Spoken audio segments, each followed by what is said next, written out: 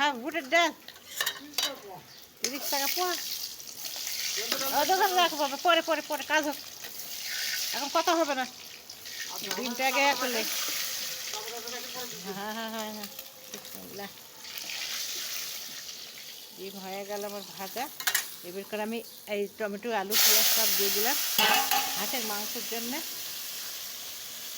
শাকের ভিজাই দে একটা, ওদের গামলাটা ভিজে দাও, ময়লা লাগলে ফেলে দিই।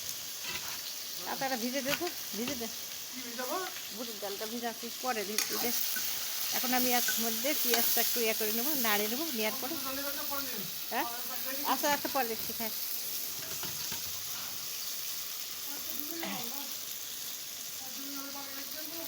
আচ্ছা থাক বা থাক।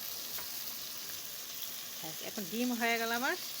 এখন ডিমের পরে এখন আমি এটা পেঁয়াজটা ইয়ে করে নেব। পেঁয়াজ টমেটো দিয়ে দিচ্ছি হাঁসের মাংস দেওয়ার মধ্যে। না না পানি ছাড়ো তাহলে, এত বিরক্ত করা হবে না, কথা বল বেশি। মরিচের গুঁড়া দিলাম, শুকনো মরিচ গুঁড়া দেবো, ভালো এত কথা ভালো লাগে না। এলে আদা রসুন দিয়ে দিলাম।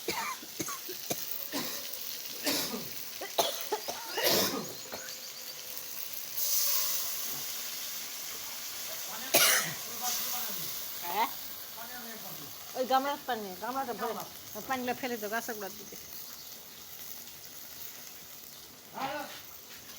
কষাবো এখন। আর এলাচ দারচিনি দেব,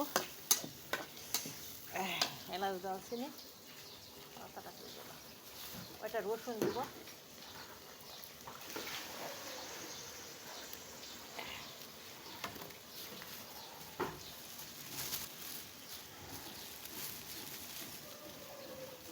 এলাচ দারচিনি দেবো,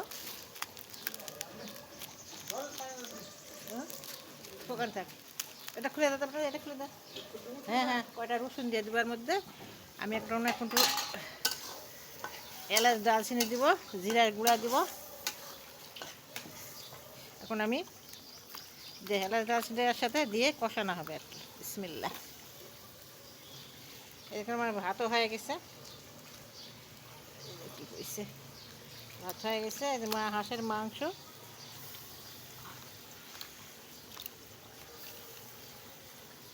এর সাথে আলু দিব, ডিম দিব, আলু ভাজে নিছি, ডিমও ভাজে নিলাম। ছেড়ে দে আচ্ছা একটু ভাইকে দিয়ে দেবো এবারে। রসুনগুলো একটু ইয়ে করে গোটা গোটাই ছিলে দিয়ে দিব। আমার মানে শুকনো মরিচ দুটা দেবে দাদা। আবার ফিরে আসবো আমি, এটা নাড়ানাড়ি করি। শুকনো মরিচ কয়টা দিই, গোটাগুলো খুলে দিই,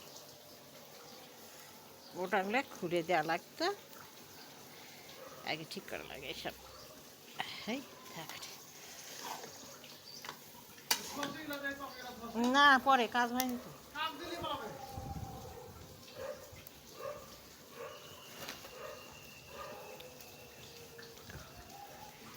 ওখানে কয়টা বেগুন দিব চুলে, বেগুন পোড়া ভর্তা খাওয়া লাগবে।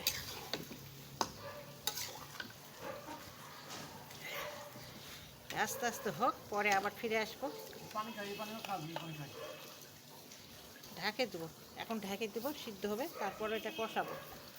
কষাই নিয়ে ডিম আলু দিয়ে ঝোল দিব। খুব গন্ধ দিয়ে দিলাম।